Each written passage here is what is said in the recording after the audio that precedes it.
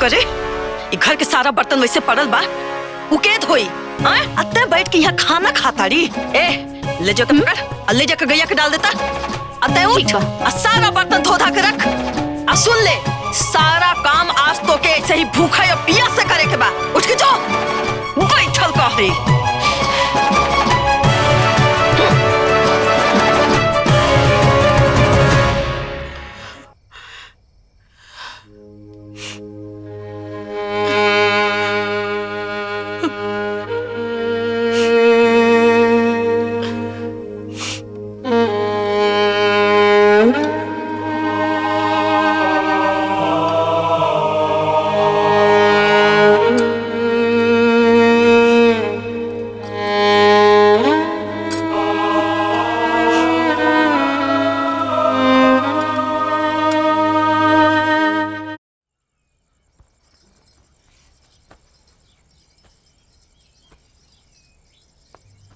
अरे थोड़ा सा कपड़ा लेके टाइम पास कर रहल बड़े झाड़ू पोछा तो और बाप करी है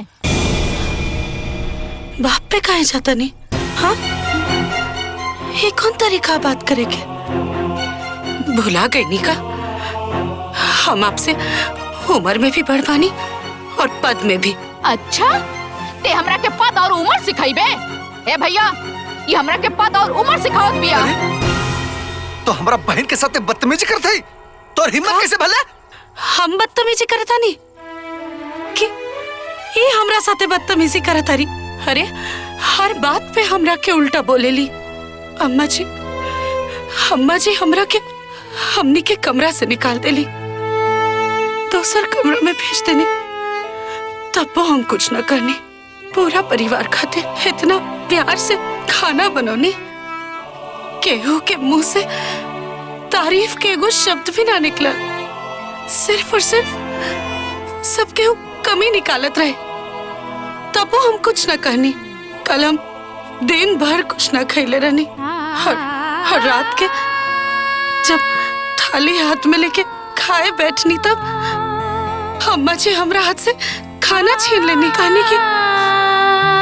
जाके गाय के खिया था अरे ऐसा कौन गलती है हमार ऐसा का कहनी हम जाके अपने चाचा से और अपने मुअल बाप से काहे न पूछती ये बात बस ये बात हर बात में कबो हमरा चाचा के कहा कबो हमरे स्वर्गीय बाबूजी के अरे ऐसे काहे आप हमरा के बोलतानी इतना दिन भर आप हमरा के जलील करतानी हम चुपचाप बर्दाश्त करतानी एकर मतलब ये ना कि हम आप सब खातिर घर में एगो गुलाम आइल बानी गुलाम ना गुलाम है एक घर का एक एक दाना का एहसान बा तोहरा ऊपर हाँ करे तो हमारा बहन के साथ बदतमीजी करते ही तो हिम्मत कैसे भला मतलब हमरा के ये घर में प्रताड़ित कइल जाई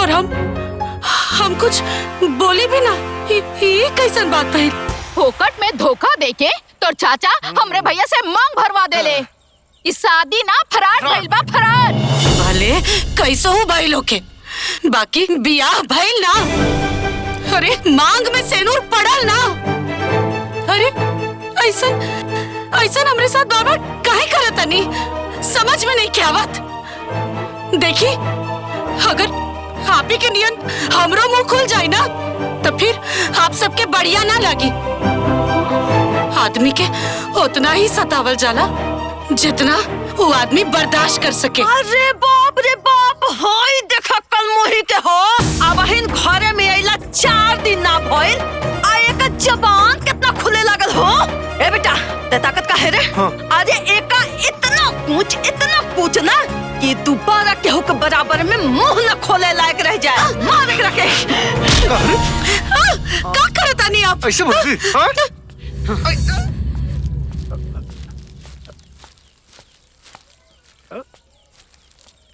अरे धुआरा पर केहू नहीं खलौकत अंदर में जाके देखता नहीं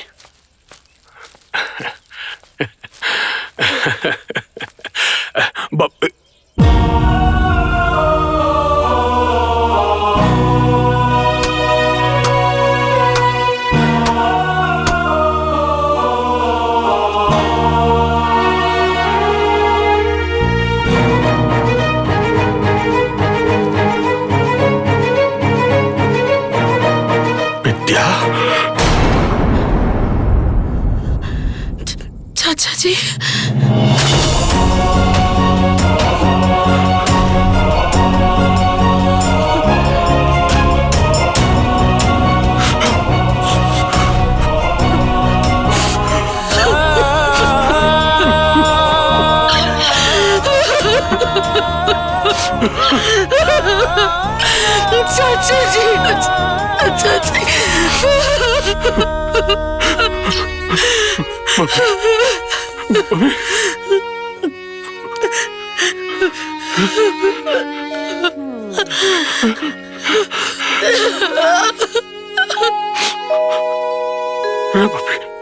लड़काई में तोरा के एगो खरोच भी आ जाए तो सबसे पहले आके अपना चाचा के बताओ तोरा ले।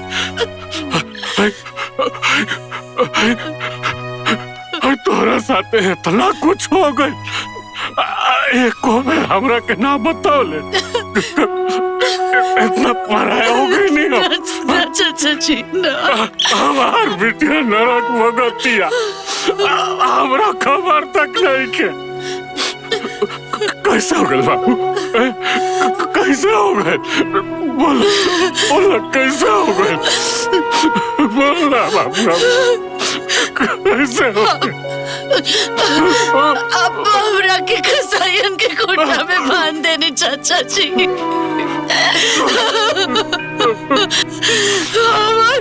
हमारी जिंदगी बर्बाद हो गई चाचा जी। यहाँ सब लोग हमारे जी आराम कर देले बा चाचा जी। अब हमसे नहीं किसान हमार बेटी नरक भगतिया, हमरा पतो नहीं के। हमरा पतो नहीं के। चाचा जी। वाह वाह वाह वाह वाह। ये मिलन देख के तो ऐसा लगा था जैसे कि बाप बेटी के मिलन ना, लैला मजनू के मिलन हो। मत करिए अपन गंदा जबान। अरे रोवा, लेकिन इंसान है कि ना? ऐसा कहूँ अपने बहू को प्रताड़ित करेला। अरे रोने के करे जहाँ की पत्थर, रोने इंसान ना जानवर है, जानवर। अरे का जानवर है? हाँ? आगे बोल, आगे बोल। हमरा बेटी पर जितना तोहनी के अत्याचार करे बड़ा लगी नु, दिखा कर हम अपन बेटी पर करे के जुल्म के हिसाब ले बाप। पुलिस को फोन कर। अरे भिख मंगवा, ये भिख मंगा हमारे अंगना में खड़ा होके अब हमनिया के धमकी देता रे। आज ले तो दहेज के पैसा बहुत लोग वसूल ले, लेकिन हमारा वसूली के तरीका कुछ ऐसे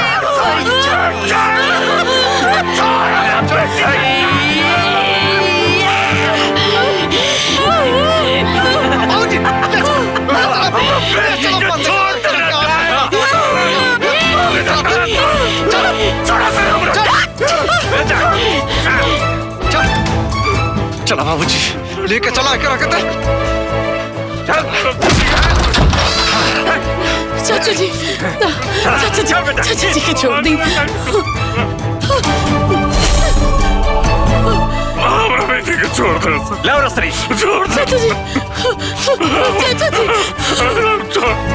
चाचा जी, बाबूजी चाचा जी के छोड़ देना।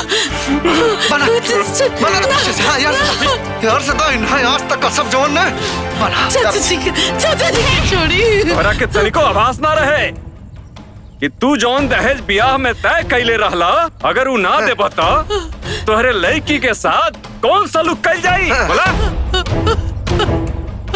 ई भिख मंगवा एकरे बाप के सगरो जमीन हड़प के और ओही के बिटिया के भिखारी बना के यहाँ भेज देले बा। अरे सुन, अब सालों साल लोग याद करी हैं ये अभागिन लड़किन के छोटा चाचा के लड़का वाले कैसे दहेज वसूल कईने। ऐसा मत कर। का दामाद जी रे, का ससुर जी रे, और ये बेशरम, अगर अभियो तनको शर्म तोरे अंदर बा न तो पैसा के व्यवस्था कर दे, और नहीं तो हमनियों के बहुत जिद्दी है, इतना आसानी से तोर प्राण भी न निकले दे। माई, बुढ़वा के खोलिए मत जबले दहेज ना मिली।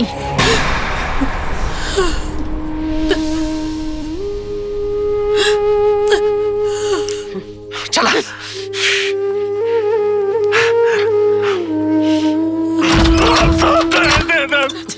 छोड़ दे सना हमरा बेटी के। शायद हमके दरवाजा खोले थी ना। अरे आँखी में से बुल्ला मत चुआ, अगर दान दहेज लिया होती ना तो आज ही नौबत ना भइल होत। ए बेटा जवान कुल भाईल है ना, ऐसे एकर चाचा का एकर मुअल बाप भी ऊपर से आके दहेज दे। और सुन, अगर तोर मुअल बाप भी दहेज ना देलस ना तो एकरा संगे उन्हों के बांध दिहल जाई। हैं? समझ ली? खड़ा खड़ा मुंह का ताकत बड़ू, घर के काम क्या करी? चल अंदर।